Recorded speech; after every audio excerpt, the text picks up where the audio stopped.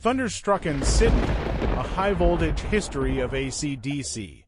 In the sweltering Sydney suburb of Burwood, 1973, two brothers dreamt of electrifying the world. Malcolm Young, stoic rhythm guitarist, and Angus Young, his mischievous younger brother with a penchant for duck-walking in a schoolboy uniform, birthed AC/DC, a name as jolting as the music they would unleash. Their sister Margaret, aptly named after the alternating current powering their amplifiers, suggested it. AC/DC, a perfect metaphor for their music's raw power, its relentless push-pull between driving rhythms and electrifying leads. Their early gigs were sweaty pub brawls, a cacophony of Angus's Gibson SG shredding and Malcolm's unwavering rhythm, fueled by the working-class grit of Sydney's underbelly. They were loud, they were brash, and they were unapologetically raw. In a world of overproduced glam rock, AC/DC was a shot of adrenaline, a middle finger to convention. Then came Bon Scott,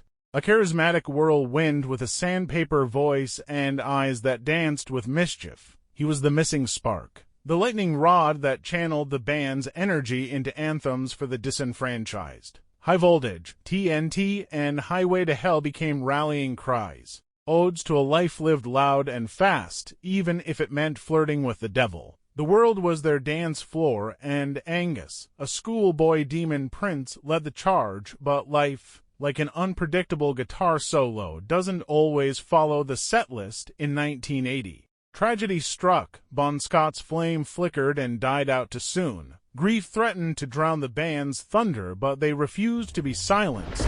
Enter Brian Johnson, a jeerty powerhouse with a voice that could shake mountains.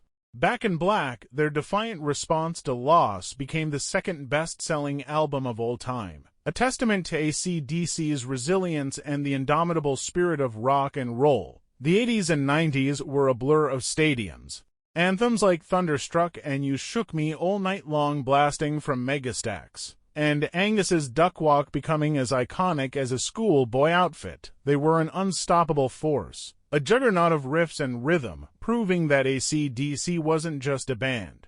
It was a phenomenon. Lineups changed, but the thunder never faded. Phil Rudd's relentless drumming, Cliff Williams's solid bass, and Stevie Young, Angus's nephew, stepping in after Malcolm's retirement ensured the AC/DC torch remained lit. They continued to tour, to roar, to remind the world that rock and roll was still alive, still kicking down doors, still demanding a headbang.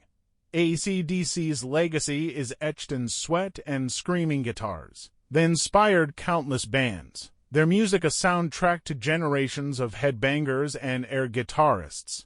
From the pubs of Sydney to the stages of the world, they proved that rock and roll wasn't about perfection. It was about passion, about raw energy, about letting loose and screaming whole lotta Rosie at the top of your lungs. They were loud, they were proud, and they were AC/DC, the band that shook the world with thunder. So crank up the volume, put on your schoolboy outfit, or don't, and let the Young brothers take you on a high-voltage journey. Because with AC/DC, the music never stops, the thunder never sleeps, and the party is always just one duck walk away.